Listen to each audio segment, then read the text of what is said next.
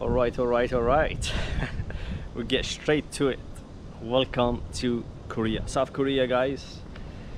This is vlog, I don't know what number, but yeah, this is country number 10 in this backpacking trip. And to be honest with you, my first impression, man, it's downgraded Japan by probably 2 or 3 levels. And maybe I'm saying this because based on the area that I was just walking through, you know, and I'm staying in for 2 nights. Yeah, I mean, people are spitting in the street, dirt on the street here and there. It's a little bit different than Japan and how organized Japan is. But again, maybe that's just this area that I was walking in. This is a park currently, and a little bit more calm and beautiful compared to that other area. Yeah, I didn't want to record it and show it, but yeah, we're going to explore the capital city and see how it is.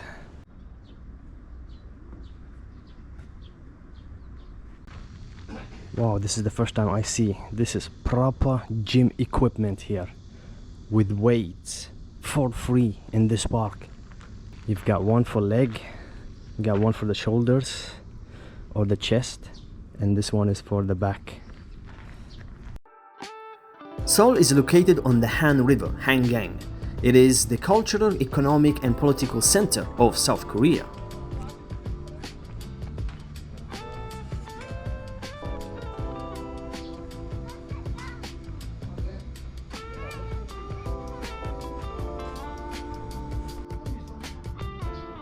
Yo, this is a Korean Jeep Corando from the 1990s. Seoul was founded as the capital of a unified nation in 1394 by General Yi Seong-gai, the founder of the Joseon dynasty. Not far away from the city center, just a quick 15-minute bus ride. If you have the time and you like architecture and beautiful places, I recommend you to come to Yoonhee University campus. Oh my goodness, you didn't know about this place, did you? This university is a prestigious private research university renowned for its highly picturesque neoclassical architecture.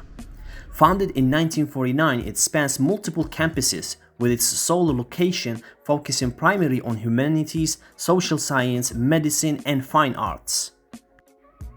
It is ranked 309 internationally according to the QS World University Rankings. This university is one of the most popular institutions in Seoul for international students to learn the Korean language and culture through dedicated 10-week programs. Korean traditional culture is rooted in 5,000 years of history, heavily influenced by an ancient Chinese ethical system such as social harmony and respect for elders. This rich heritage seamlessly blends tangible arts such as distinct ceramics and architecture with living practices of communal dining, holiday rituals, and etiquette.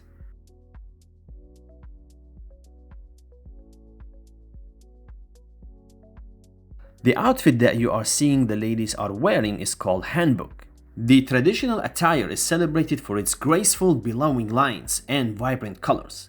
Designed without pockets, it symbolizes harmony with nature.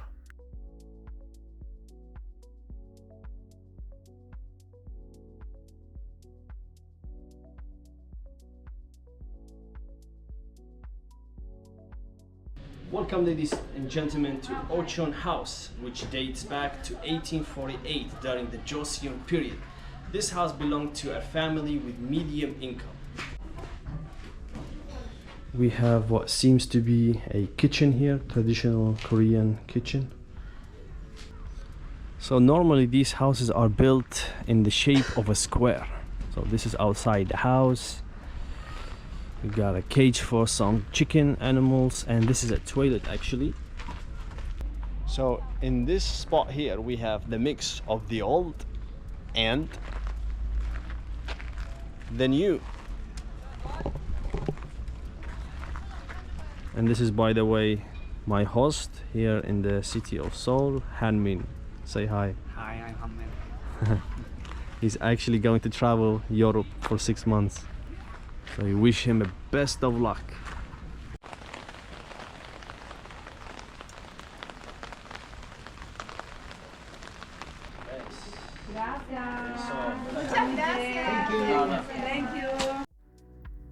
This area is called Bukchon Hanok Village, which is a historic residential neighborhood in central Seoul. It features hundreds of preserved Joseon-era hanok, which is traditional Korean houses that now operate as a cultural center, guest houses and tea houses. The village is free to visit and open daily, though strict visitors hours and quiet tourism rules apply. The village is accessible to non-resident visitors between 10 a.m. and 5 p.m. After that, you are asked to leave the area.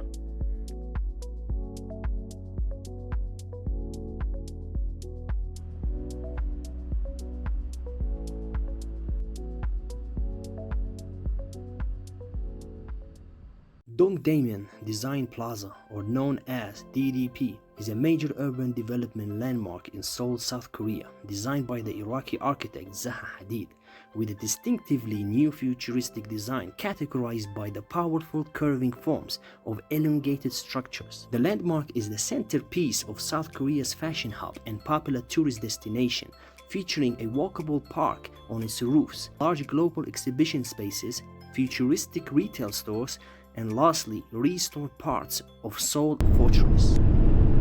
Now I'm taking you to visit a lovely site outside of the capital city that takes about 2 hours to reach, so keep watching.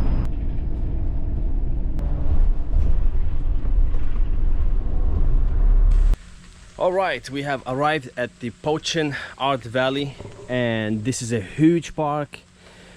At the moment we are in a small garden within that park that have several art installations or statues. We're gonna have a look at each one of them, but then we're gonna see a very beautiful the actual valley we are going to see with water inside.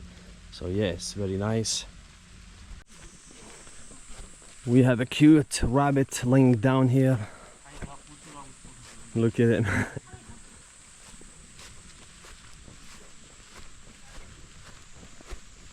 Start raining actually. It's a little bit annoying when you want to record and take photos. Look at this fella.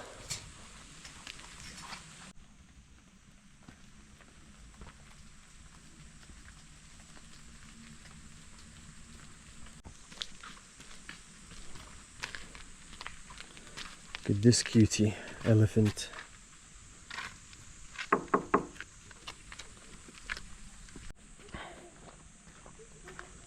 Other statues around. We got a little red dog. The lady looks nice. I don't know what this is. An apple. So there's not many tourists here, to be honest. We are visiting now on a weekday, and I don't think any foreign tourists knows about this place, and neither there are not many locals either.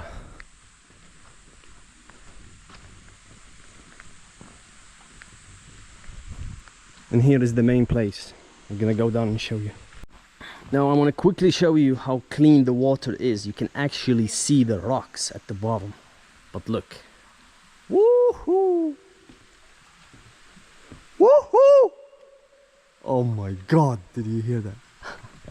Maybe I like you just a little more than I should, in the way I think of you more than I thought I would. Maybe I like you in a soft and quiet way, nothing big, nothing loud. I mean, honestly, this is really a calm place, you know, and I really recommend everyone to come here, because not many tourists know about this place. Like, there are just few. The only tourists we saw are Koreans, which doesn't count really as tourists because they are locals. And the entrance fee for the park is 5,000 won, He got a discount because he's in the army, so he only paid 3,000. So yeah, you can find some nice stuff. Yeah, we just finished this place. It takes around 2 hours to see it, unless you want to sit and relax, then a little bit more. So let's go to the next spot. We're going back to the city center. Just gonna wait for the bus. Yo, we got curry with rice and sausage, miso soup, little salad.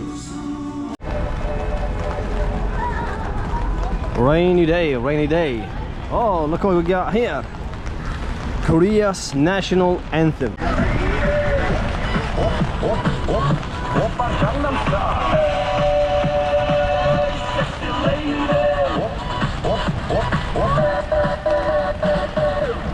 Gangnam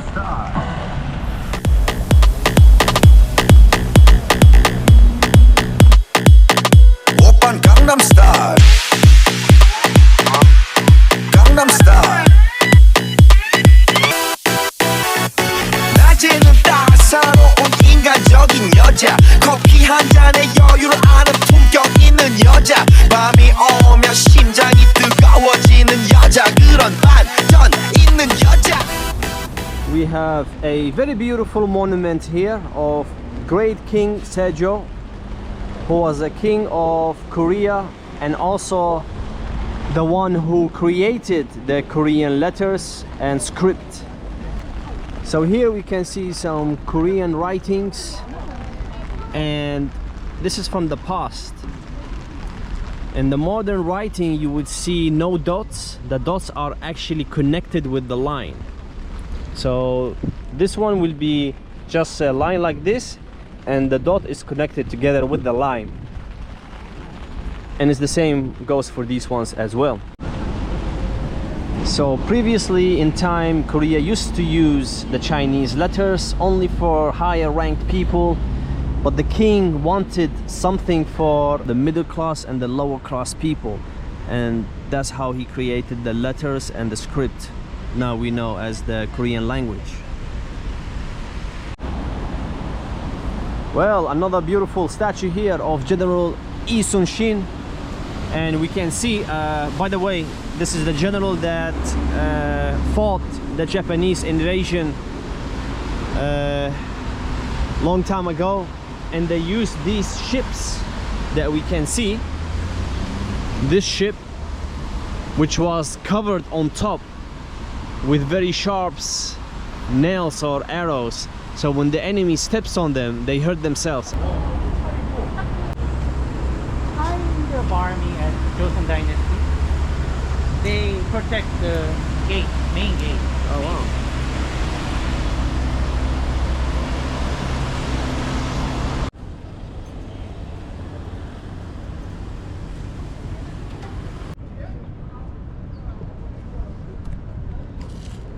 Man, it's crazy because when you look at the statues, your eyes start hurting, you know. It's a very strange effect it gives you. It's like they've been compressed, each one of them. Coming from Iraq, a lot of our historical buildings and artifacts were damaged through the wars that we've been through. Here in South Korea, the South Gate were damaged by one local person who decided to burn the entire thing down in 2008. So another fact is that the South Gate is the #1 national treasure of Korea. And again, this guy decided to burn the whole thing down. But yeah, they rebuilt everything in what year? 2008. Oh, Fire and we should recover at that time. oh, okay. There's no time So with no time waiting, they recovered and built it again in the same year. That's actually impressive, to have the whole thing burnt down and then built again in the same year. So that's a good plus and good job for Korea. This is how it looks like when you walk through the gate, and you have two beautiful dragons on the ceiling.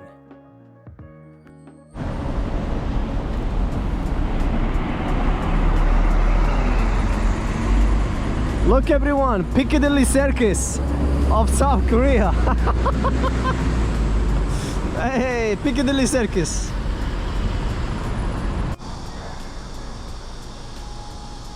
And here I would like to welcome you to the Korean Catholic Church. Personally, I was stunned when I saw this church because I've never seen a church having such design before.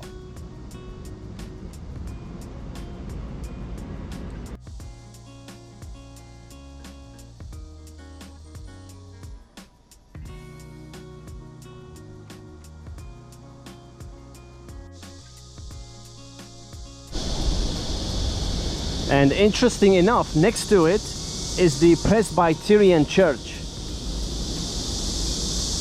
War Museum, and behind me is the monument that symbolizing a sword and a tree of life from the Korean War.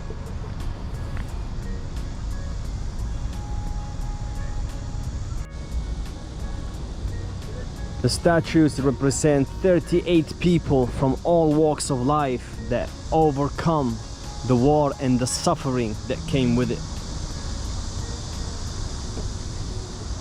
But man, what they don't know is that they made you fight each other and they divided your country. Man, I don't know what to say. Let's go inside, see what they have inside the museum. This museum is a national institution established in 1989. Article 1 of the War Memorial of Korean Act states that its purpose is to contribute to preventing war and achieving peaceful reunification of the country by learning from the lessons of the war.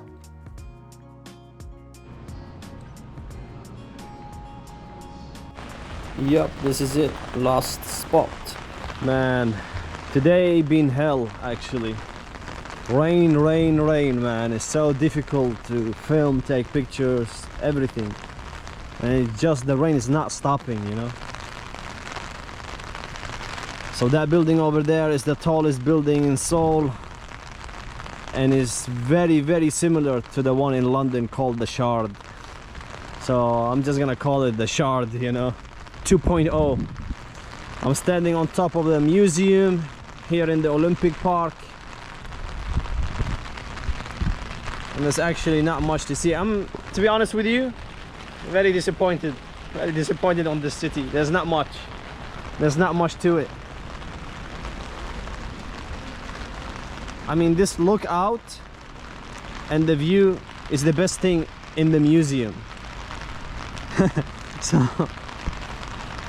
so the lookout is the best thing you can see in this museum. Like, the thing is, growing up in Iraq as a kid, I was always hyped about Korea. And I'm thinking about the reason, and the reason is all the technologies and all these companies, the famous companies, you know, LG this, Samsung that, and so Korea is very famous for us. But coming here is a huge disappointment. Like, overall, there's not much to see in the country. Like, I wanted to go to Jeju Island, I think it's nice over there. But it didn't work out because of the flights and connecting and then going back, so I skipped that for now. But overall, inside the mainland, the country doesn't have much. And honestly, it's very similar to Japan. We were also hyped about Japan. Japan is really famous. When we were kids, we think about Japan as like, oof, another level. But the difference between Korea and Japan is Japan lived up to its hype for me. Korea unfortunately did not. That's just the reality in my own opinion and experience here. A whole week in the capital city, and yeah man, going south to Busan, and then from Busan I'm flying out. So yeah man. Overall, it was nice visiting Korea. I want to give a special thanks to my host Hanmin and his family for receiving me and their hospitality, and to my new friend Yoon Do Young for showing me around the city. Thanks for watching everyone, and stay tuned for more.